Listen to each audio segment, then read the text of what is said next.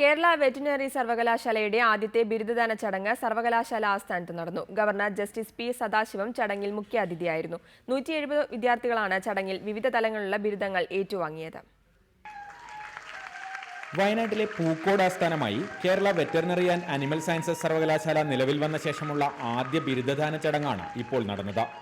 സർവകലാശാലയിൽ നിന്ന് PhDയും ബിരുദാനന്തര ബിരുദവും നേടിയ 170 വിദ്യാർത്ഥികളാണ് സർട്ടിഫിക്കറ്റുകൾ ഏറ്റുവാങ്ങിയത്.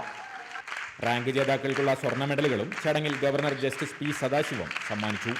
ശാസ്ത്ര സാങ്കേതിക വികസനത്തിന്റെ സാധ്യതകൾ കാർഷിക മൃഗസംരക്ഷണ മേഖലകളിൽ പ്രയോജനപ്പെടുത്തണമെന്ന് ഗവർണർ നിർദ്ദേശിച്ചു.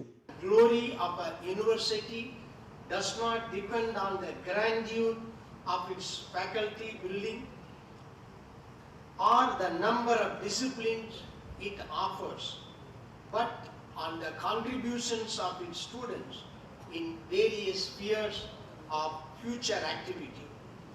സർവകലാശാലയുടെ ഓണററി ഡോക്ടറേറ്റ് ബിരുദങ്ങളും ചടങ്ങിൽ സമ്മാനിച്ചു.